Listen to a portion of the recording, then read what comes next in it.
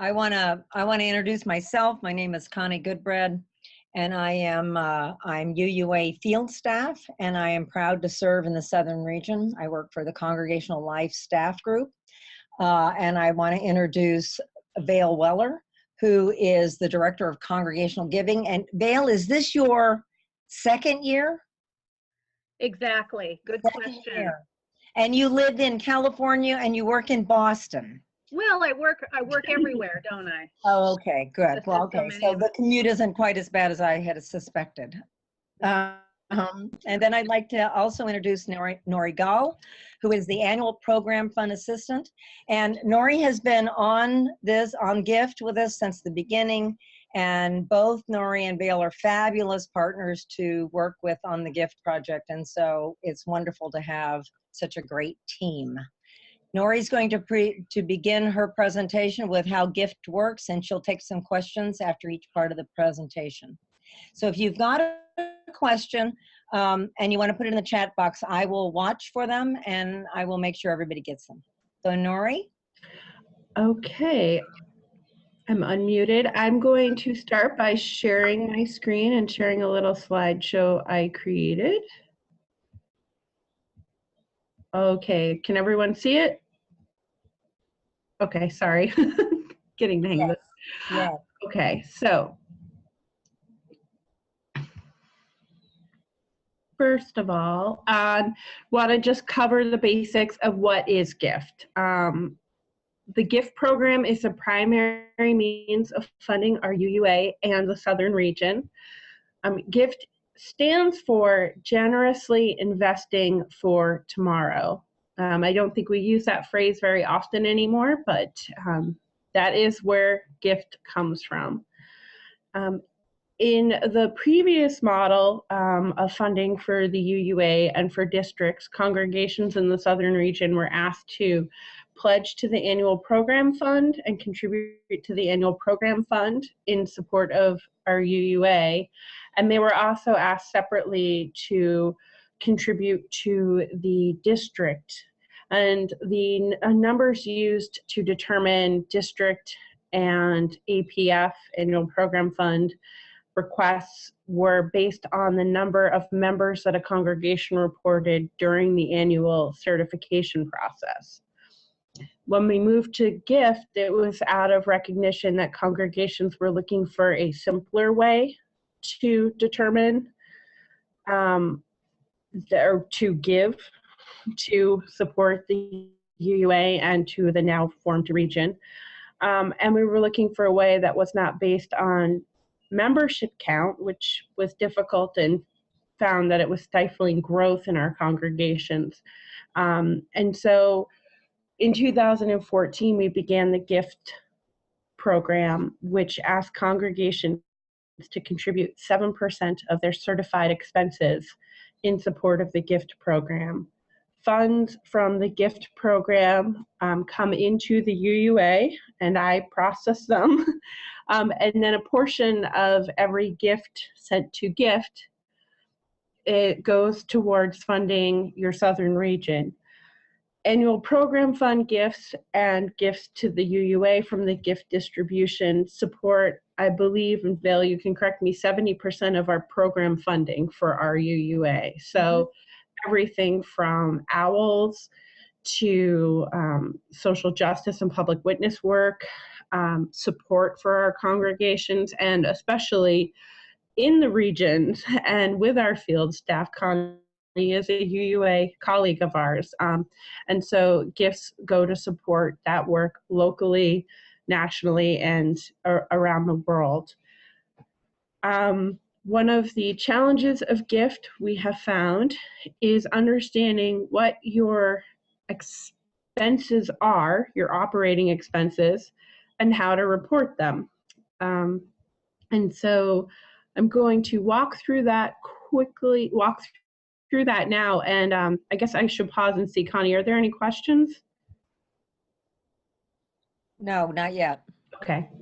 All right. So I'm going to walk through the basics of reporting your operating expenses, and then we will take a little look at, I'll give you a sneak peek preview of how certification is been updated for the upcoming certification cycle. So you can have a sense of how this all comes together. So each year congregations are required by the bylaws to do a couple of things. One, they need to have a certain number of meetings per year. Two, they need to report during the annual certification, which is open generally from mid-November to the 1st of February. And that's the case this year. It'll be the 15th of November through February 1. And congregations are also expected to contribute in support of the UUA. And so in this case, your congregation being in the Southern region has committed and is expected to support the gift program.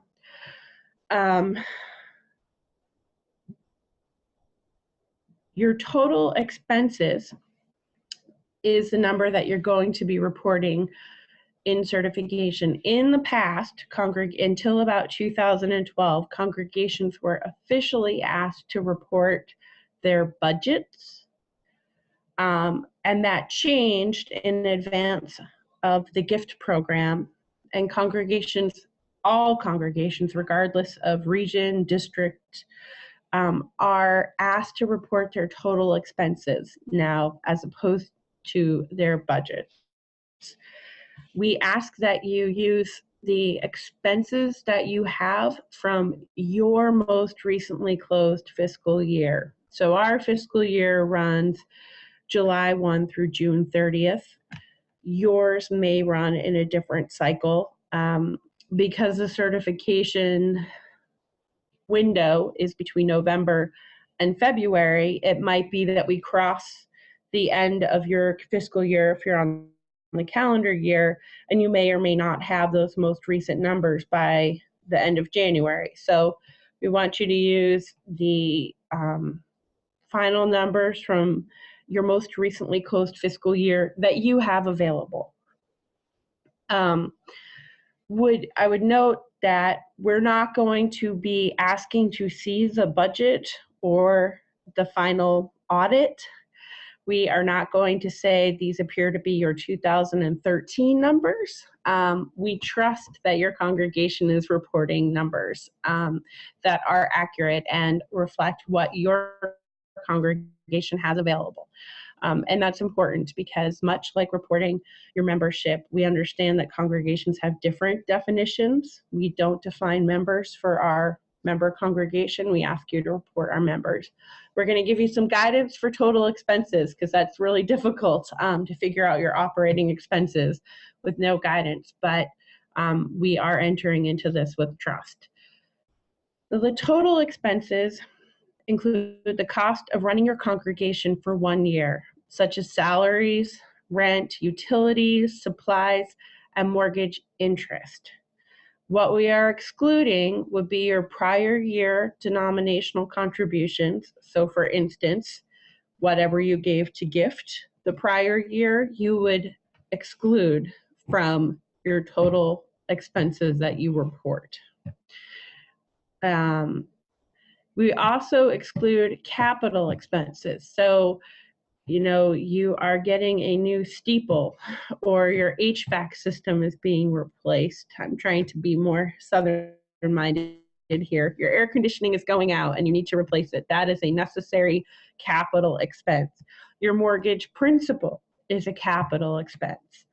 Your mortgage interest is not. That's an operating expense. Are there questions here?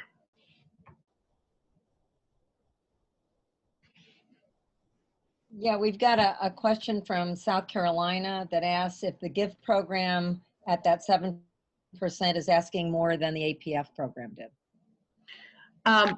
That's a great question. It depends. For the majority of congregations, gift is asking the same or less than the annual program fund and district request was asking combined.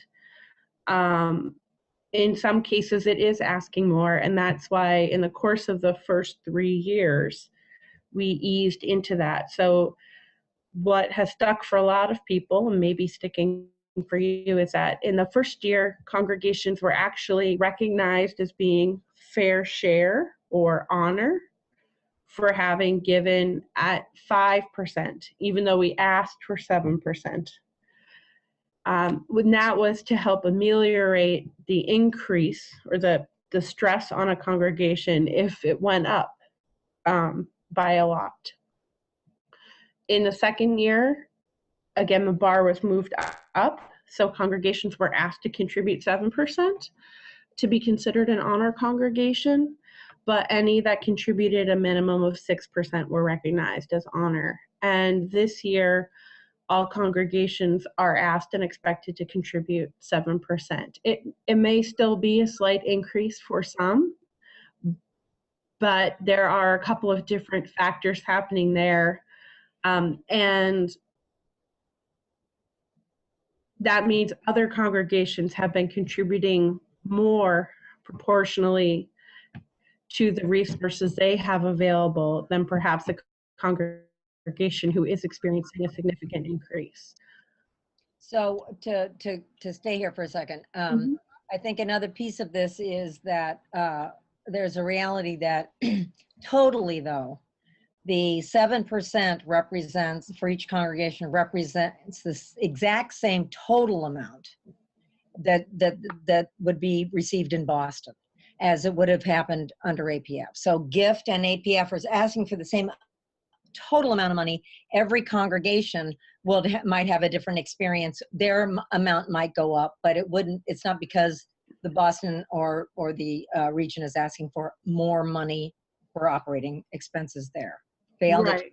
Yeah, I think that that's a very important point to make, and that the premise of gift, as Nori alluded to at the very beginning, is to create a more equitable, a more fair system for overall support of all of our folks.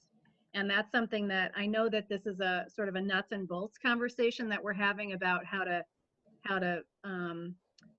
figure out your certified expenditures and so on, but there's a sort of a paradigm that I want to be sure that we're sinking into in this conversation, which is that gift is the vehicle by which each of our congregations support one another. So I think it's been misunderstood in the past that somehow this money goes off to headquarters somewhere. This is money that supports each of the Unitarian Universalists actually in the Southern region and everywhere else across the association. So this is, rooted in our bylaws and the principles and purposes of the association. Each congregation promises to offer their trust and support to one another, and this is the vehicle through which we do that. So I could sermonize about it and rhapsodize about it a lot, but I just want to be sure that that's also a part of what we're reminding folks to be helping us think about and talk about.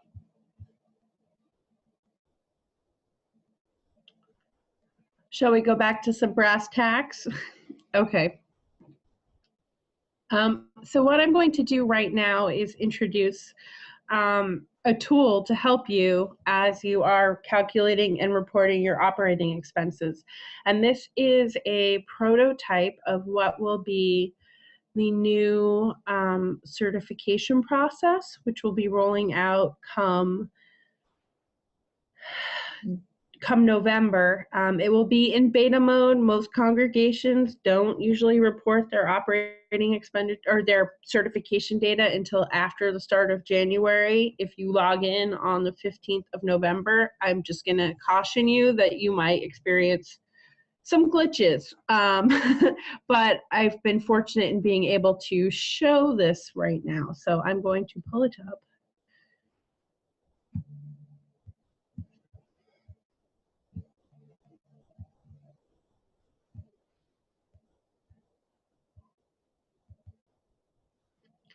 And so now we're looking at what will be the new certification center.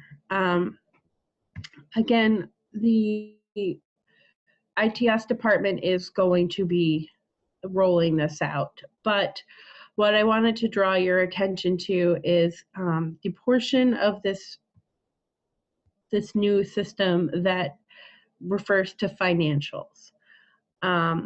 you'll see I'm going to click on Update Submission. And what you will see here, this calculator is not complete as of yet, but what you will see is a place to put your total expenses, so your whole budget amount that you have. Again, it's going to affirm the language that I just said, and that you'll see on the back of your statements, I've put the calculator back on there. So the statements that have gone out in the mail this week, you should get them early next week. We'll have this information on the back as well. But when you go to report your financial information, you'll put the total amount of money that you spent on your last fiscal year. You'll note that the system will recognize what you've reported as your fiscal year, and that will be populating there, and there's an option to change it if your fiscal year is changed. So you'll put your total amount in. Then it will ask for your total denominational contributions. Again, this is the same for people across the country, not just the Southern region. Everyone's been asked to change how they've reported their financial information. The Southern region folks, you guys have been the ones that have been actually doing it. But that's why you'll see this, and other folks will see it as well. So the total amount contributed to the UUA via the annual program fund, or in your case, the gift program. So this congregation contributed $10,000 the prior year. So there's the total expenses, there's denominational contributions, and they had $25,000 in capital expenditures. So those two sums, that $35,000 is going to come out. And what will happen, and that's where I know this is still in testing mode, is that you will see it calculate the total operating expenses at the bottom here. And I believe that you will not be able to modify that it will automatically calculate that for you right here. So it's still a work in progress. It will be up and running, but just so folks can have a sense of what it would look like. You will be required to fill out the total operating expenses. There are some pieces of this that will be optional. And what you can use for your information as a Southern Region congregation is that when you have that final number there, you'll know that your request the next year will be 7% of that amount. So I'm sure there's questions here, but maybe I'm wrong. No, we don't seem to have any questions at this stage. Okay. Well, that's awesome. Then I am going to turn this over to Vail Weller to talk about what's going on with some new additional resources for congregations in our UUA in the Southern region. Great. I wasn't sure that moment had arrived, but now I'm with you.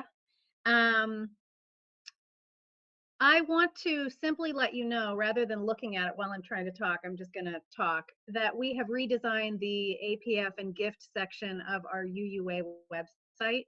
And there are some things on it that we'd love to have you explore and use with your folks.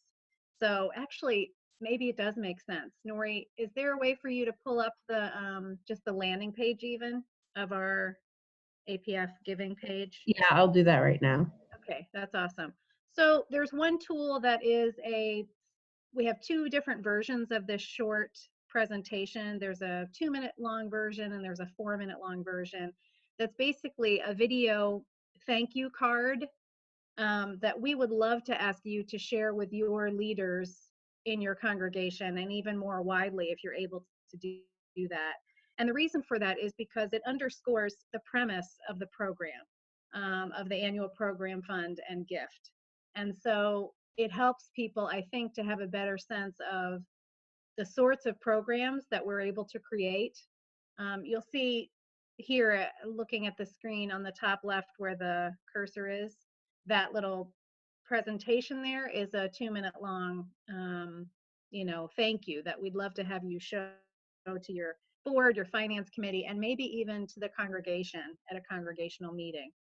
You'll also see that there's a section here specifically geared around gift and the basics of the program. And that's great to just go there and take a look at what's there. So we're linking here to some of the information that Nori has just shared, just so that you know that this can live on beyond our time together here on this webinar, and some other generosity related resources. I want to call your attention here, though, at the bottom of the page to two things that we think are pretty cool. The first thing is the request of your congregation's pledge form is a new thing that I'm sure you're clicking on that so we can see. This will automatically load a request for you. If you can input your congregation's 4-digit congregational ID, which you can look up using the link above, which we can just, yeah. So maybe put in, I don't know, Houston and see what comes up there.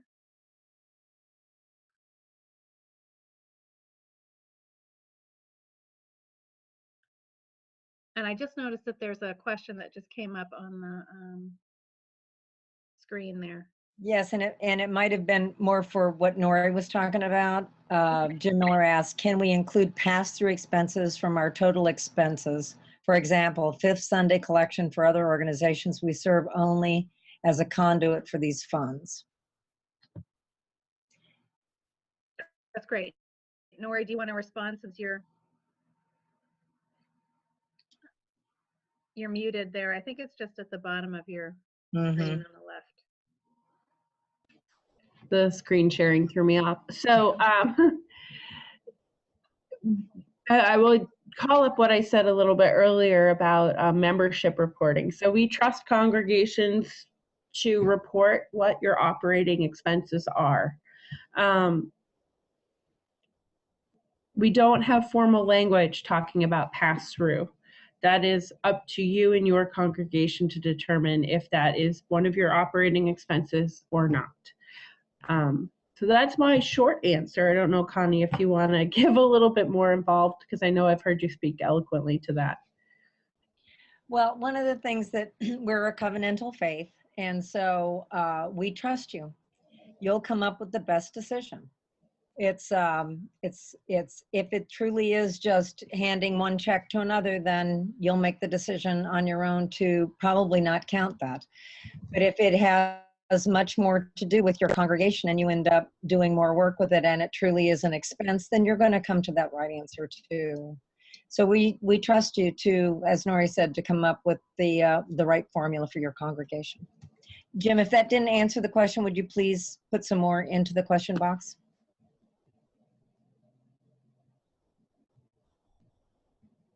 Okay. Okay, well, we'll just keep an eye on that and we'll see if Jim has more to say about that. But I hope the message is received that the entire program is understood to be very responsive. So we want to be in conversation with you about the questions that you have and work them through with you. So if there's ever a question beyond this webinar, just contact our office or Connie and we'll work with you on it. So if you look back here at the sharing of the screen that Nori is doing, you can request your pledge form, which just can be helpful for a congregation who misplaces it or so she filled one out while we were answering that previous question, and it automatically generates a request that goes directly to our office. And then the other thing that's cool that can be requested here is the giving history. So you'll see there on the top left where she's clicking. Again, you still need to have your congregational ID number. That really helps us for our records. And if you're the one who's working a lot with the communications back and forth with our office and with the UUA generally, you probably know your 4-digit number, but you can easily look it up using the link above. And then what this will produce for you, I'm not sure if everyone even would know what this congregational giving history is. So let's just do a, let's just create a, do you remember the Houston ID that you just used? Or you could use 2525, which is, I think, San Francisco. which I know is not in the Southern region, but I can. Do we want to just pull up a giving history that I could show people? yeah, that's fine. Because it doesn't automatically generate the giving history. It Of course not. generates the request, which comes to Right. me. Of course, what am I thinking? Yeah. So actually, It's like, rather than, you can, if you're able to do that, that's fine, but I can simply describe for folks who may not know, we have the ability to provide your congregation with a really cool tool to use with your leaders that lists every year from the present to when we've started keeping track of contributions to the association. And so it shows the information that you as a congregation provided to us, the number of members that you had during that year, the number of children enrolled in religious education, what was requested of you in terms of amount requested to support the association, and what you ended up giving. And so over the course of years, you can see, you know, history and patterns evolving. Here's an example of the sheet for the Church of the Larger Fellowship, which is, of course, one of our larger congregations with 3,600 some members. But you can see the fiscal year, the total budget amount, what they request, what we request, which is called here fair share, and we're more now moving toward the language of honor, but this just lists it as fair share, what the congregation promised to pay and what they did pay. So I have found, yeah. I just want to note something, and this is a good example, especially for you congregations in the Southern region. You'll see, for instance, that in 2015, the full honor request for the CLF was $25,689, and they paid $25,688. And in that final column, it says fair share, ? No. Of course, we recognize them as an honor congregation. In this particular document, which is helpful for the year, it's helpful for the number of members, RE members, budget numbers reported, what was asked, what was paid, what was pledged. But it is, that final column can be a little wonky. It only says yes if the numbers match exactly. And that's especially important for Southern Region congregations because, of course, in the first year of gift, we asked 7%, and that would be what would show up as the pledge or as a fair share here. But a congregation could pledge and pay 5% and still be recognized as an honor congregation, but it would say no right here. So I just want to call that to people's attention if you get your report and that appears off. And it actually, it only goes back to 1987. So I can't give you information past that in this nice one. Right. So that's a really interesting tool that I think leaders tend to appreciate, and we're able to produce that for you now a lot more easily with this populated form that exists on the website. There are some other things that I would just show you. If you want to go back to the, maybe to the main landing page.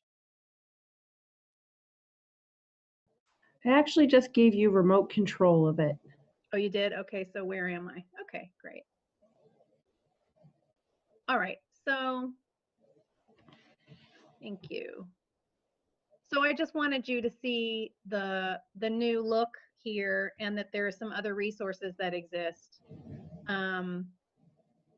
Stewardship resources, which include the past Stewardship Sermon Awards on the bottom left-hand corner.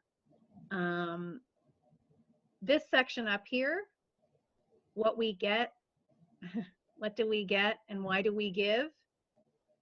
We've put some time into creating better ways to talk about that.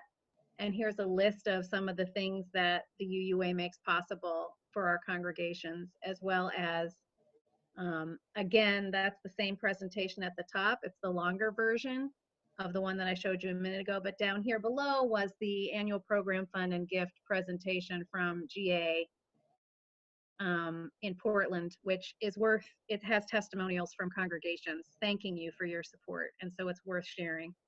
And then at the bottom of each of our pages, there's information about how to connect with us on Facebook and on Twitter.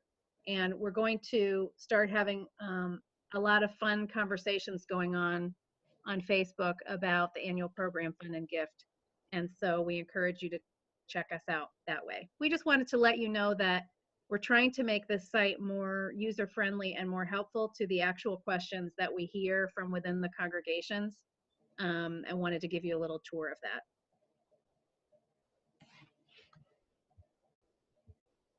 Great.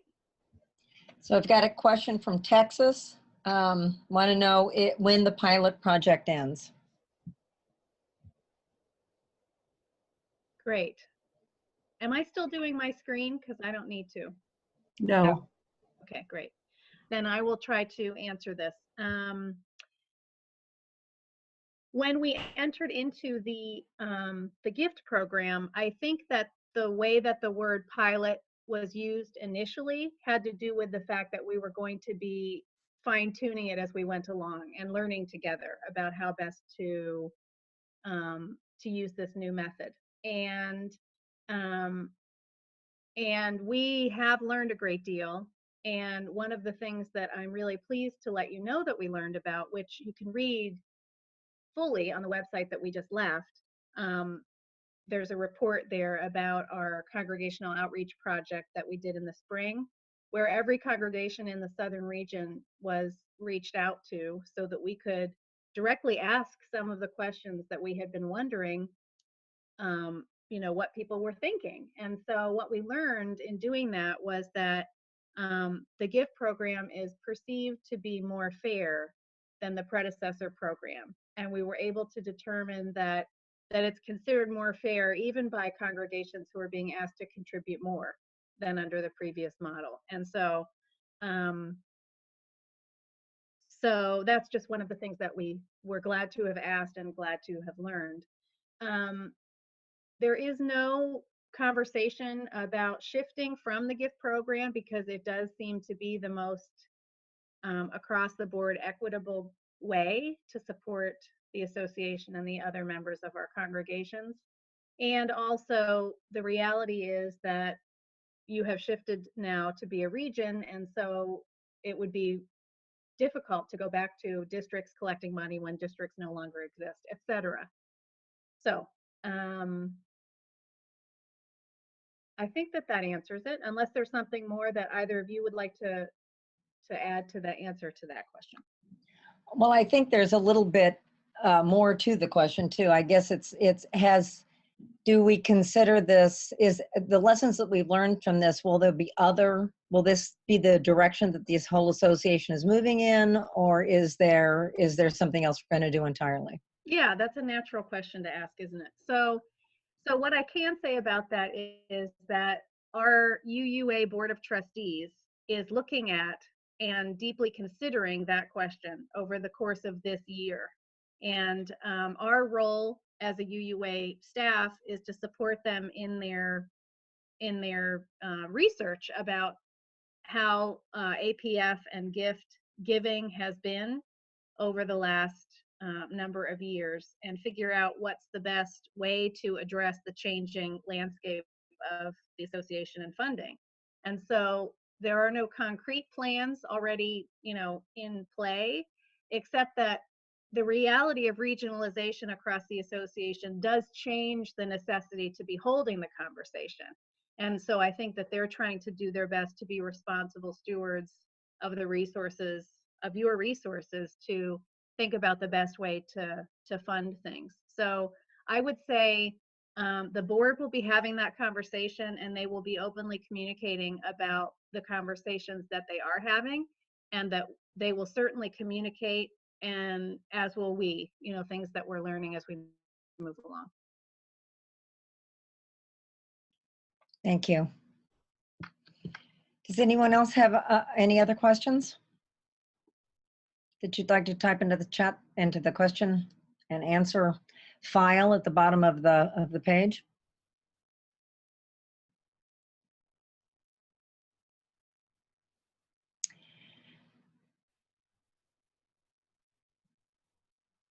Well, I've been with Gift since the beginning, and I'm not what I consider a money person. And if I would choose some job I was going to have, it probably would not have been this one. And I can't tell you how grateful I am that I ended up doing this.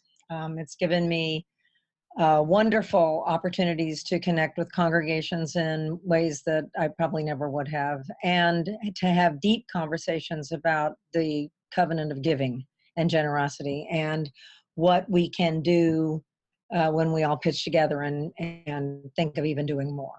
So it's been a wonderful gift. It's been lovely to work with the Gift team. It's been, even fielding the odd questions has been way interesting and fun in so many ways, and eye-opening, and I've learned a lot about Unitarian Universalism and certainly how money is the meaning of life and covenantal in every way. So true. Yeah. I would also just underscore that to say, for me, and I'm motivated by stewardship as a ministry, as both of you are, and many of the others who are listening and watching, I'm sure too, that this has opened opportunities for conversation that have been long overdue and really are sticky sometimes, because we're trying to figure out how to do this in the best way, and it asks patience, and it asks a different level of commitment for many, and we historically, traditionally, haven't been so great about that across the board in our tradition. And so we're getting there, and the spirit has been pretty good about among us about walking through this together. And so I agree. I just want to underscore that I think these are important conversations to be having, which appear at first glance to be about things like the budget, but when you get into it, it's a lot deeper than that. It has to do with we're very proud of being an association of congregations, and having congregational polity and governing ourselves. But for me, it's underscored the reality that being an association of congregations means that the connections between us and among us are extra important, and we haven't really understood that this is the vehicle for how we do that. So it's been enriching. I feel it's been a safe, strengthening process, and I too just love working with the team. Yeah. And I'll echo that, and I'll say that from my perspective, where I've taken a lot of your phone calls and often respond to your emails, that I've yet to have an engaging conversation with someone that didn't come from a great place, even though it was about money, and even though it was about feeling disappointed or challenged. And so I just want to make sure that people understand that we are inviting conversation, inviting feedback, inviting your questions. Even if you think, I don't want to hear your question, or Connie doesn't want to hear it, or Vail doesn't, or that, the answer is going to be difficult, just ask. I would say that we probably have heard it before, but the neat thing about Gift is that that is absolutely not true. There are unique circumstances everywhere. And the other piece that strikes me is that in working with the annual program fund day in and day out, there is so much more opportunity and excitement to me around Gift than there is around the old model. And so you guys really are on that edge, and that has its challenges, but it is a really exciting opportunity from my perspective. Well, I couldn't agree more. I want to thank you, Nori, and I want to thank you, Vail. This has been wonderful. I don't see any other questions in the question and answer bucket, so this has been recorded, and we want everyone to know that you can go on and watch this, and we are going to have several more of them. The dates are going to be in the newsletter. I should have had that here with me, and I don't. December 2nd is the next one. Great. December 2nd is the next one. So if you've got somebody you'd like to have invited and want to make sure that they see this, great. You can either watch this one that's been recorded or see the next one that we're going to do on December 2nd. So can I add a word of thanks and Mhm. say to those of you who are plugging into this and watching this now or later, that we recognize that you are doing that because you're leaders in our congregations, and you're the heart of what helps our congregation stay healthy and strong. And we know that you give so much of your